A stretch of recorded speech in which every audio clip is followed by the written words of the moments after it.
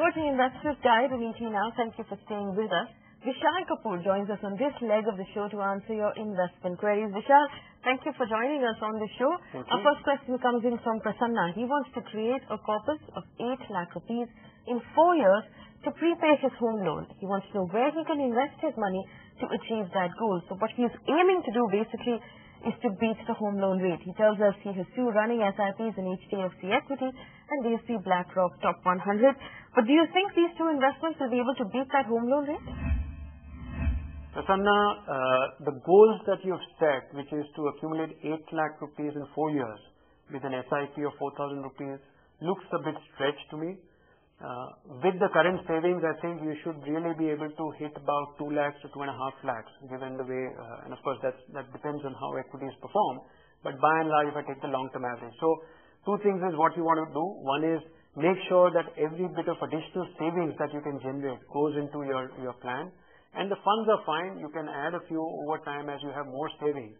But also look at moderating your goal, maybe reducing the amount or looking at a longer term for the same 8 lakhs that you're looking for. Our next question comes in from Raghavendra, who writes in from Bangalore. He tells us he has a low-risk appetite.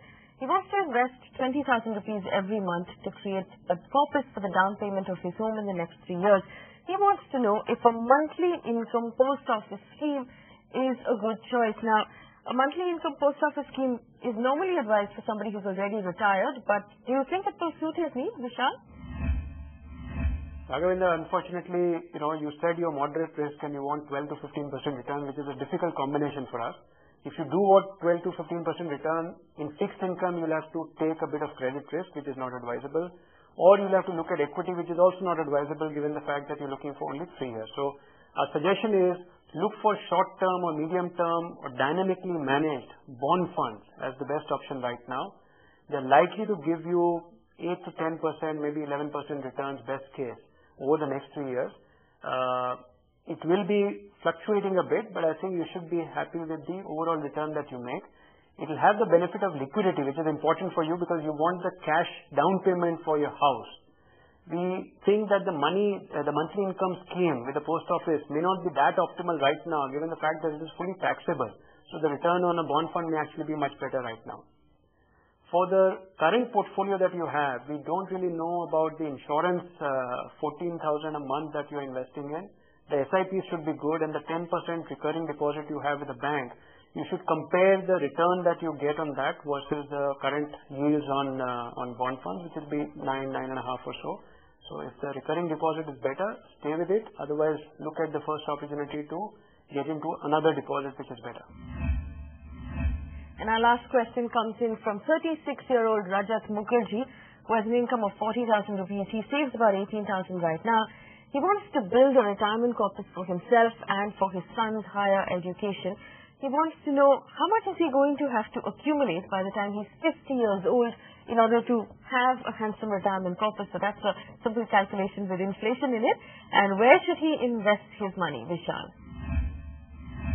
Okay, Rajat, we have 3 recommendations for you. The first one is that you need to increase your life cover from 10 lakhs to at least 50 lakhs, and then that needs to keep going up with your income. The second is that you should have more health insurance for each of your family members. You should increase it from 1 lakh today to about 3 to 5 lakhs per person as soon as possible. And the third one is that the remaining amount that you started off with an SIP, you can increase. So you've said that you've got a savings potential of 15 to 18,000 rupees. You should put that into some more SIPs of funds. The PSU fund you should evaluate closely because that may be something that will go up and down. So watch that very carefully or get out of it and be more broad-based. With that, we reckon that you should be saving up about 70 lakhs to a crore depending on how markets play out over 14 years. That amount of copper should be good for your child's education and the balance for your retirement.